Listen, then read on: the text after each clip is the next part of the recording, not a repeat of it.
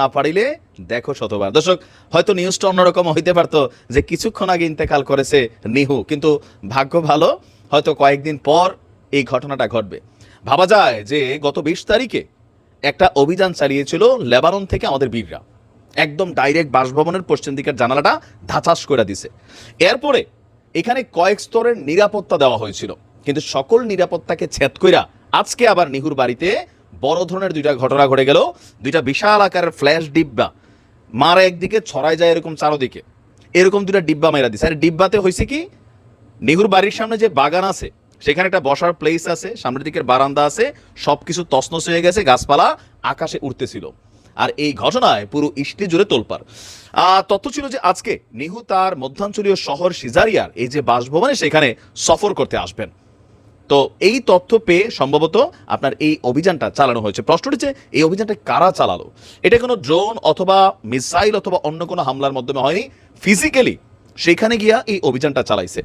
এই ঘটনায় 3 জনকে গ্রেপ্তারও করা হয়েছে। ধারণা করা হচ্ছে দুইটা, একটা হচ্ছে ইরান এবং লেবাননের যে গুপ্তচররা এই মুহূর্তে ইস্টিতে বিচরণ করতেছে তাদের মধ্যে কেউ, অথবা নিহুর বিরুদ্ধে তার দেশের জনগণ যারা সরকারের বিরুদ্ধে অবস্থান নিয়েছে, সরকার বিরোধী আন্দোলন করছে, সরকার পতনের আন্দোলন করছে, হয়তোবা তাদের মধ্যে কেউ। কিন্তু মজার বিষয় হচ্ছে এই ঘটনার সাথে সংশ্লিষ্টতার অভিযোগে 3 জনকে আপনার গ্রেপ্তার করা হয়েছে।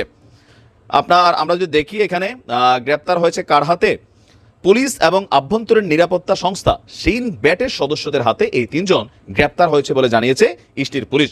তবে গ্রেপ্তারকৃতদের নাম, পরিচয় এবং জাতীয়তা সংক্রান্ত কোনো ধরনের তথ্য আদান প্রদান করা হয়নি, বরং এ প্রসঙ্গে বলা হয়েছে এই ঘটনার তদন্ত শুরু হয়েছে এবং আগামী 30 দিন পর্যন্ত সন্দেহভাজনদের নাম পরিচয় প্রকাশে নিষেধাজ্ঞা দিয়েছে আদালত। আর এই বাড়ির মধ্যে আপনার 2টা ডিব্বা মারা হলো। তবে সৌভাগ্যবশত নিহুর সফরটা ওই দিন সেইখানে ছিল না। বাসভবনে বড় কোনো ক্ষতি না হলেও বাগানের অংশটা ছিন্ন বিচ্ছিন্ন হয়ে গেছে। গত 20 অক্টোবরের পর আবারও নতুন করে এই অভিযানের পরে সেখানে তোলপাড় হয়েছে। আর এই ঘটনায় ইস্টির পার্লামেন্টের স্পিকার তিনি বলছেন যে প্রধানমন্ত্রীর বাসভবনের সীমানা প্রাচীর সংলগ্ন বিভিন্ন সড়কে উস্কানিমূলক স্লোগানও বার্তাও নাকি কে বা কারা লিখেছে। তো তার বক্তব্য হচ্ছে যে আমি নিশ্চিত এসব স্লোগানের সঙ্গে ওই যে ডিব্বা মারা এটার একটা কানেক্টিভিটি আছে। এখন কানেক্টিভিটি কেন আছে? ইরান গুপ্তচর পাঠাই রাখছে, লেবাননের গুপ্তচররা আছে, কারণ এখন তার বাড়িটা একটা আকাশ প্রতিরক্ষা সিস্টেম দিয়ে সেই লেভেলে প্রটেক্ট করা। সো বাহির থেকে কোনো রকম অভিযানে সফল হওয়া যাবে না, ইন্টারনালি দেশের ভিতর থেকে কিছু করেই কিন্তু তার ঘর পর্যন্ত পৌঁছাইতে হবে। বারবার পৌঁছে যাচ্ছে, 1 দিন 2 দিন 3 দিন, সফলতা একদিন আসবে। বীররা চালাই যাও। হ্যাঁ, নিহুর টেনশনে ঘুম নষ্ট, এরকম হবে ইনশাল্লাহ। ভালো থাকবে।